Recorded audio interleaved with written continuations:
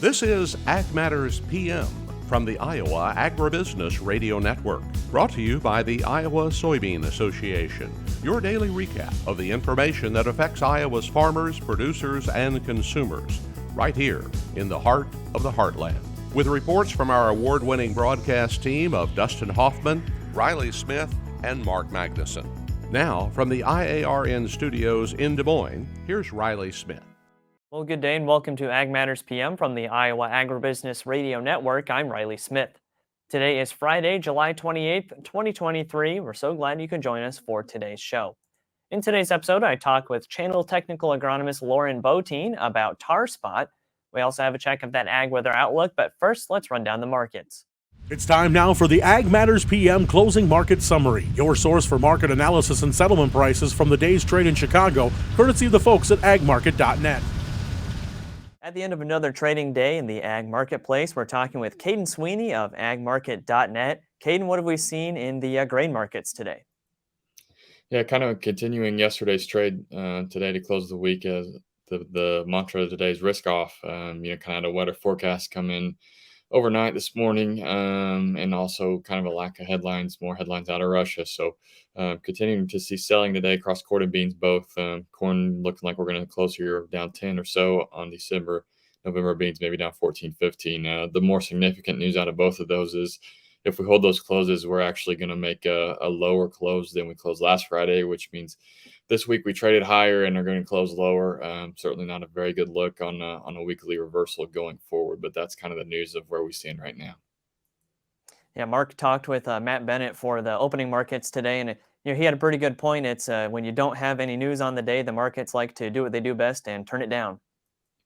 Yeah, that's right. That's right. And I've gotten a lot of calls from people, saying, hey, we're still hot. What's going on? Why is the market down? And I think this is just another case where, you see the market buy the rumor and sell the fact. We rallied last week and this week on hot weather concerns, along with Russia, certainly. But this hot, dry weather has been forecasted for 10 days. The market, in my opinion, pretty well had it priced in. And now that it's come to fruition and we're kind of seeing forecast change going forward, in my opinion, the path of least resistance, at least so far this week, has been down, and honestly wouldn't surprise me if we kind of see more of that next week, continuing, barring new headlines out of Russia over the weekend.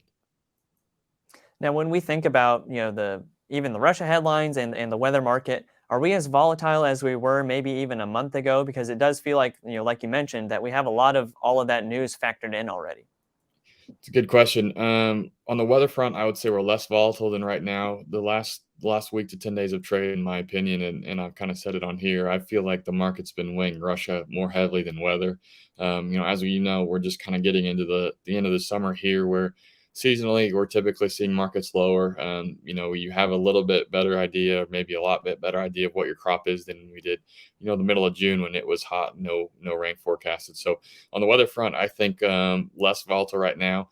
On the other hand, I think Russia, especially with Monday's news, I think that's kind of a step up as far as them, kind of pushing the envelope and escalating that situation. So I guess that Russia situation, maybe to me, a little bit more volatile than it was a month ago. I think the market's going to have a pretty close eye on any escalations there. But as far as weather goes, I kind of think we're seeing maybe the tail end of a weather market for the year. And then on the grain side of things, how are the livestock markets looking? And, yesterday we mentioned the live hogs, and they've looked, even better today so far, right? Yeah, hogs up another $1 today, just continuing to push, and that's on the front month on August, pushing higher about 103. So continuing to really enjoy seeing that after hog producers were just so without friends for such a long time. The phones just hammered them. Glad to see that turn up. Cattle market also up on the day, although a bit muted. Live cattle front month up 10 cents, feeders up $1. So continuing just to see strength there, like we've talked about. Fundamentally, they remain strong. Supply remains down, 5-6% from last year. It's certainly something worth continuing to monitor, and really, I think as far as the cattle market goes, it's going to go up until it doesn't anymore. Which I know sounds silly, but from a speculative standpoint, I don't think you want to stop in front of this thing selling it until you see a reason. The chart's really breaking down. And of course, they've been riding on that grilling demand for a while, but we're really entering that last month of that increased demand period, as we're already coming up on August and then September for Labor Day weekend. Yeah, for sure. Grilling demand coming down. Typically I think we see when you're looking at seasonals, I think you often see cattle markets kind of peak, early August, maybe second week of August. Like you said, you got that grilling demand coming down. So, yeah, seasonally, I think you got to be a little bit cautious. But on the other hand, Ross, our cattle guy, continues to say, as tight as this year is, it may be even tighter going into next year. He still likes the deferreds and the strength potential there. So, like I said, the cattle market, I think, remains strong until we see something major breakdown or see some pretty major news come into this thing that brings the funds to selling it. But until that point, I think we remain fairly strong, fairly supported. Lots of great information today, Kaden. For those of our listeners and our viewers who would like to get in touch and learn more from the folks at agmarket.net, how can they do that? Yeah, just go to our website, agmarket.net. You can reach myself or anyone from our team there and kind of check out what we do for producers and see how we can help you. Great talking with you as always, Kaden, and we look forward to hearing from you again soon. Yeah, appreciate it. Stay cool, guys. That again was Kaden Sweeney of agmarket.net. We'll go ahead and take a look at how those numbers close. That's courtesy of the folks at Bar Chart. At the close, September corn is down 12 1/4 at 521 even. December new crop down 12 even at 530 1/4. August soybeans down 45 1/4 at 1486 3/4. November new crop down 15 1/2 at 1382 1/2. August soybean meal down 930 at 445.20. Soybean oil down 101 at 67.60. Chicago wheat down 8 1/2 at 704 1/4. Minneapolis spring wheat down 8 1/4 at 896 even. Kansas City hard red wheat down 10 1/4 at 856 1/4. September oats down 3/4 cent at 424 3/4. On the Merc, August live cattle up a dime at 178.15. August feeders up 95 at 245.60. August lean hogs up 117 at 103.20. Pork cutout up 2 cents at 109.37. And August class 3 milk up 24 cents at 17.22. And that's been a check of the markets here on Ag Matters PM. We're going to go ahead and take a quick break to hear from our sponsor, the Iowa Soybean Association and the Soy Checkoff. When we come back, I talk with Channel Technical Agronomist Lauren Botine. This is Ag Matters PM. Iowa Soybean Association is driven to deliver for Iowa's 40,000 soybean farmers. We're proud to provide objective agronomic research, a helping hand with soil and water stewardship, and timely industry news powered by the Soybean Checkoff. Learn more at iasoybeans.com. Welcome back to Ag Matters PM on the Iowa Agribusiness Radio Network. I'm Riley Smith. Unfortunately, tar spot is an issue that we have to deal with every year, as it seems that just when the moisture gets just perfectly right, we see some fields with some of those lesions of tar spot and some damage from that. Talked with Channel Technical Agronomist Lauren Botine just to get an update on the tar spot situation across Iowa and really see that, we kind of were lucky with some of the drought conditions we've had. Well, we are here with Channel Technical Agronomist Lauren Botine talking about tar spot today. Obviously, tar spot is an issue that we have to worry about every year. But so far this year, Lauren, what's some of the areas across the state? What have farmers been seeing when it comes to tar spot? You bet. Thanks for having me this morning, Riley. I am seeing it pretty sporadic. I am seeing it kind of mostly in central Iowa, where rainfalls were more prevalent and higher earlier on in the season. But the good thing about a drought is there's not a lot of moisture, not a lot of high humidity for long periods of time, and not seeing tar spot blow up like it has been in the past and like last year in certain pockets. I specifically cover west central Iowa. And I've looked up and down through many plots, many fields, and I've only found one lesion or one plant that has a few lesions on it in my own farm, in my own field, in my own acres. So that's it hits home close to me, but good for other folks that I have had a tough time finding it. Right, and it's sometimes it feels weird to say lucky and drought in the same sentence, but it's true that moisture is what really encourages that. And then, with the recent weather that we've seen, we've had this hot, really humid weather, some rains coming through the state. Is that going to encourage much, or does it take a little bit more of a consistent rain pattern to really encourage that tar spot growth? You bet. So the key drivers for tar spot, I like to remember the 3-7. So you got 7 hours of free leaf wetness or damp dew in the mornings, 70-75% humidity, and then about 70 degrees cool conditions, usually overnight. So with these higher temperatures, higher temperatures overnight, that's not necessarily conducive, I guess you could say. But tar spot will still, I think, be around and kind of show itself, but maybe not to the degree that we've seen in the past. And humidity is high. But there has been dew in the mornings, but not as prevalent as it been in the past. There's only been a few mornings where I've had to turn my windshield wipers on to get the dew off of my windshield. Right, and obviously with tar spot, prevention is a big thing for that. Just tell us a little bit on some of the methods that farmers can use to prevent it. I mean, we know that crop scouting obviously is a huge thing when it comes to making sure you're on top of that. Yep. So the beauty of tar spot is it is a fungus, and it can be controlled or can be minimized with the use of a fungicide. So obviously a fungicide, when conditions are right and when the disease is found, is obviously the best method of control or method of reduction. And research has been found usually that normal time that folks usually go out and do a fungicide, about VT or brown silk, is perfectly ideal. Another method of control or reduction is using the right kind of fungicide. So many universities do a lot of field trials, and they have charts that show different fungicides that are good with control, very good, poor, what have you. But and then obviously just scouting is really, really great, because this disease can go fairly fast. I've seen pictures from universities where it can kill a corn plant in 13 days, I think is what it was. So it could go from not too bad to really bad very quickly without a fungicide or without being relatively unchecked.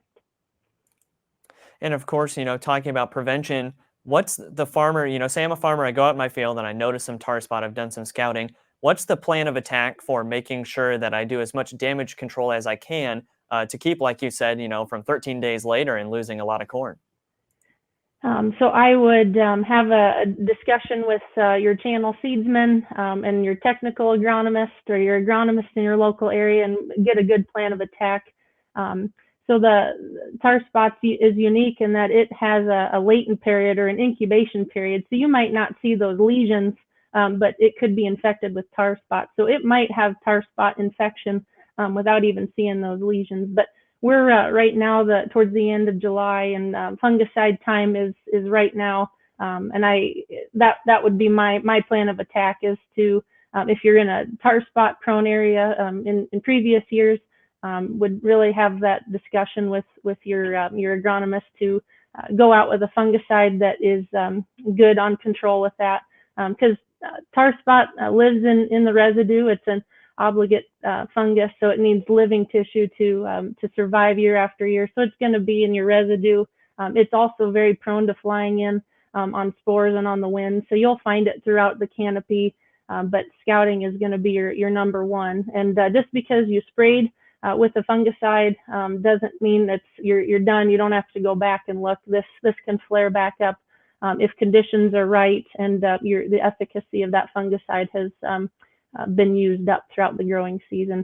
And going back in with a second application, it's not an easy decision. You got to probably do some penciling out your ROI, looking at maybe what the grain markets are at that time. But I've seen it where it can take.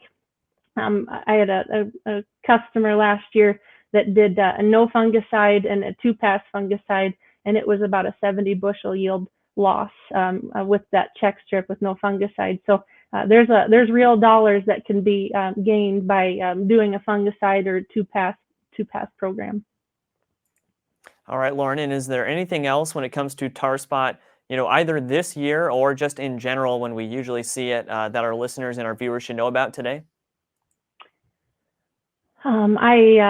I work with your local agronomist, work with your local channel seedsman to be well educated, but this disease is very moisture driven, and like we talked earlier, fortunately, due to drought conditions, we're not seeing it blow up quite as bad, but please get out and scout and make sure that this isn't creeping up on you. And then, speaking of getting in touch with your local channel agronomist, what's the best way to do that? Is it online, through office? How's the best way to get in touch?